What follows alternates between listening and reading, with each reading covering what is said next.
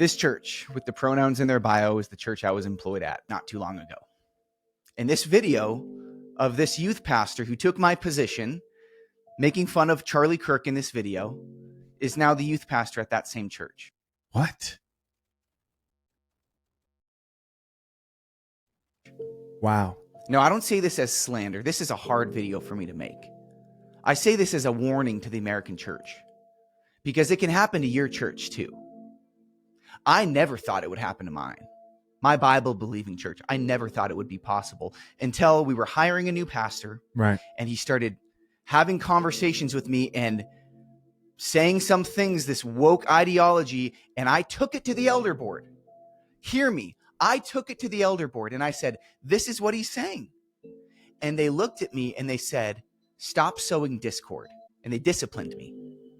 And my warning is that if it can happen to my church, it can happen to yours. The woke ideology, the itching ears, as the Bible calls it, that people in the last days, they'll have itching ears and they'll go out and they'll find themselves teachers that tell them what they want to hear, that tell them their truth. But let me tell you right now, your truth is not the truth, and your truth needs to be crucified under his truth. Amen. And the Bible is clear. Take no part in the unfruitful works of darkness, but instead expose them. So that's what I'm doing. I hate seeing disunity in the church, but I cannot be an obedient Christian and not expose what's happened in my own church, and warn you as well. It can happen to yours if you don't stand firm in your faith, if you don't stand on the word of the gospel in the scriptures and say, we will take no part in the itching ears. We will take no part in the unfruitful works of darkness, but instead we will expose them, and we will keep our eyes fixed on Jesus and his truth, not our own.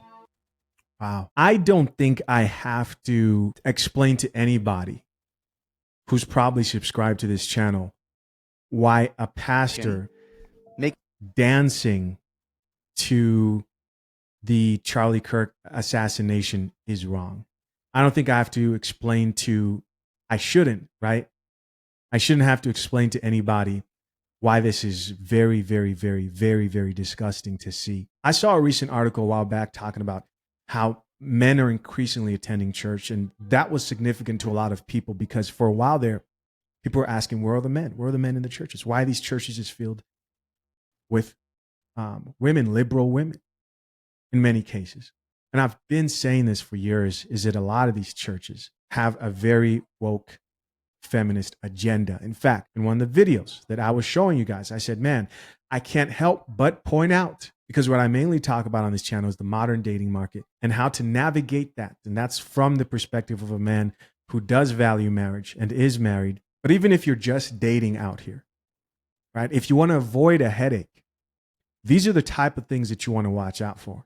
Just because we live in a time, man, that just because a chick tells you that she attends church, don't believe that she has the same values that you do. I just showed you guys a video where a woman's talking about how, based on what she believes, gender roles are not something that's within her belief system. And a man isn't the head of the household. And the question there is like, what does that sound like? That sounds like you're blurring the lines between man and woman, right? We're all just beings with no sexes. And I could only imagine the weird things that he's talking about that he was hearing on that pulpit. And no one's saying you should go around and throw banana peels at people who disagree with you so that they slip and fall, right? That's not what people are saying, but you got to make sure that the woman you're dealing with drinks coffee. The Coffee Pot is backed by FathersHaveRights.com, the ultimate prenup prep guide for men who value marriage in our modern day. Future husbands, the divorce industry makes billions when men walk into a lawyer's office unprepared.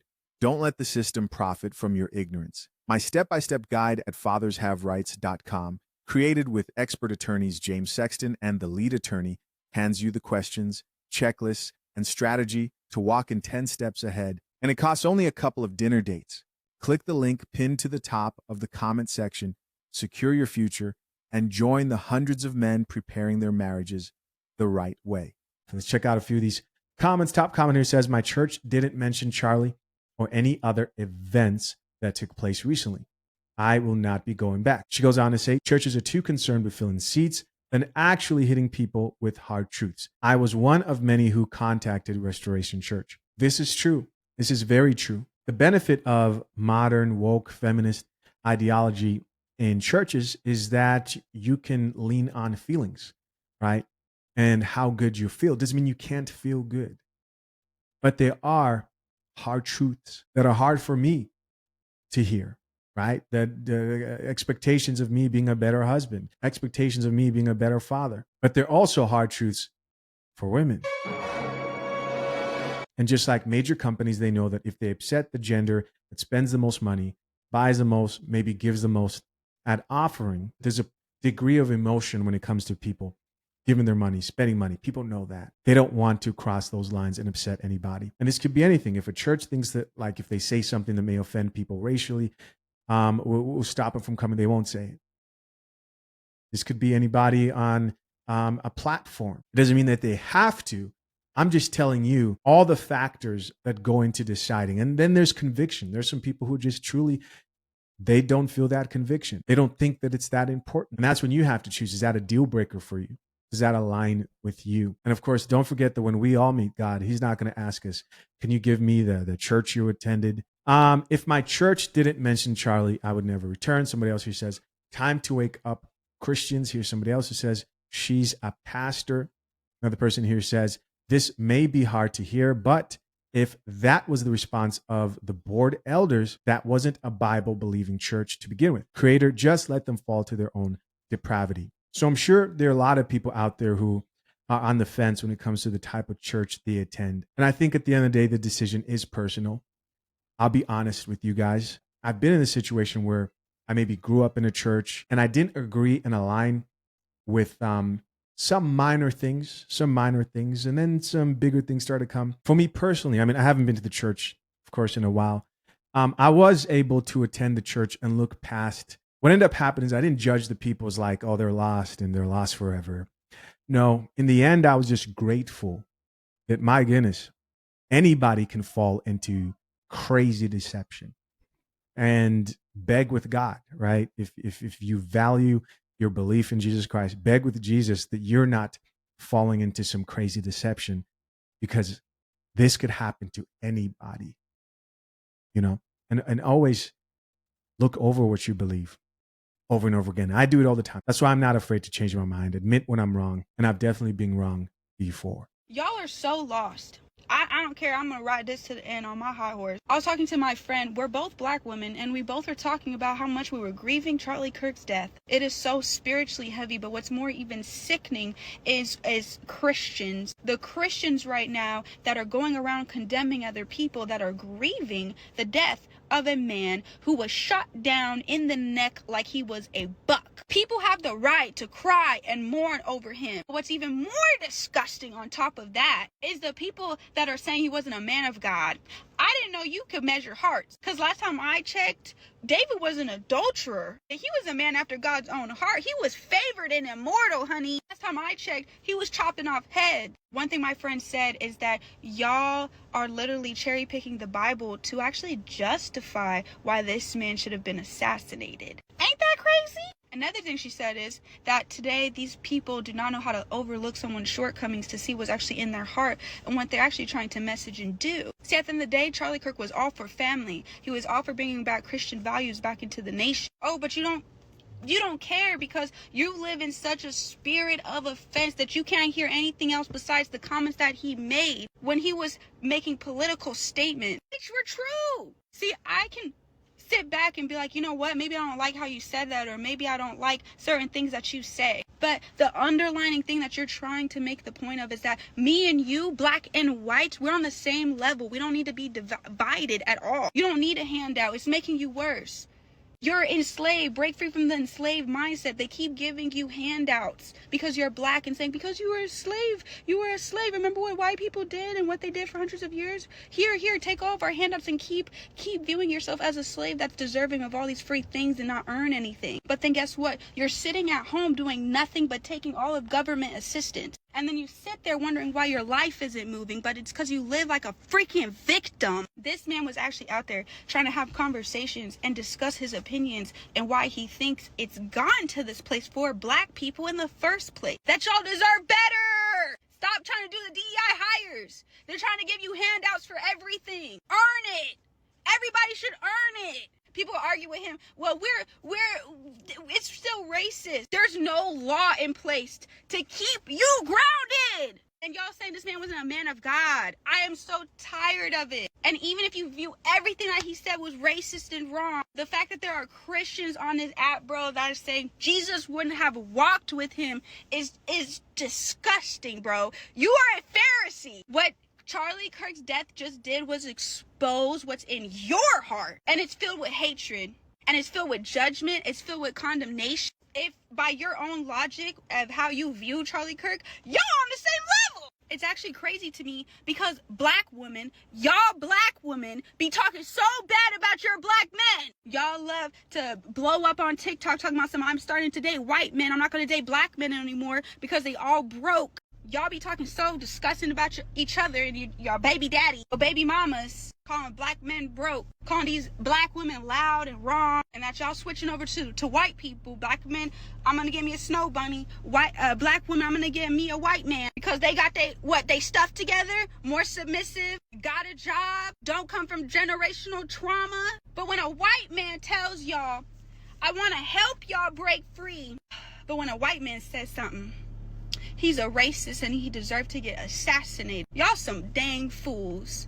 And the fact that even if you don't even agree with everything I just said, the fact that y'all can't hear the opinions of others and have a civil conversation and understand that's your opinion, that's mine. That don't make him a racist because he has some opinions on things.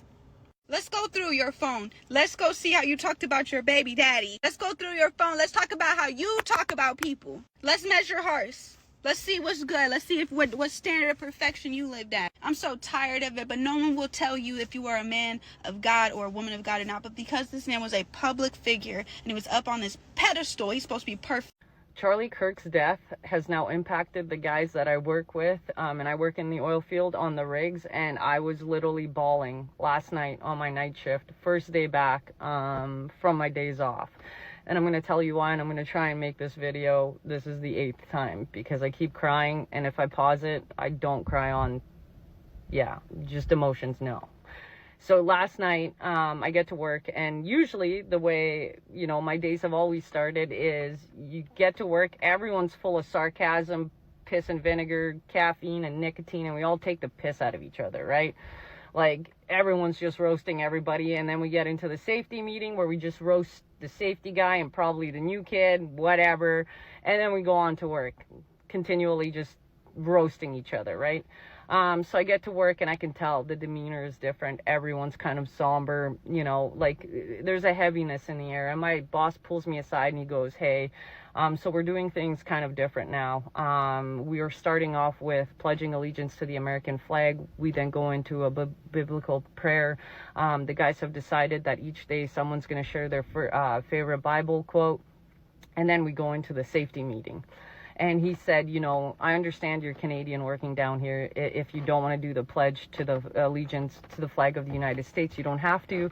And if you guys have a pledge to your flag in Canada, we can do that alongside with the U.S. one. So they're trying to be super accommodating to me. And I said, unfortunately, we don't have a pledge to allegiance in Canada, but I will definitely do the pledge allegiance to the flag and to the United States. And they gave me a little piece of paper because I've never said it before, and I'll read it for my Canadian audience later. Sorry, I'm trying not to cry, okay? And so then we did a prayer. I have to pause. And one of the guys that I work with decides to share that his little girl writes prayers on his lunch box that he brings to work every day and on certain things, and that's her favorite Bible verse because it keeps her dad safe. And just watching this 6'4" burly dude just burst out crying. Anyway, I'm back.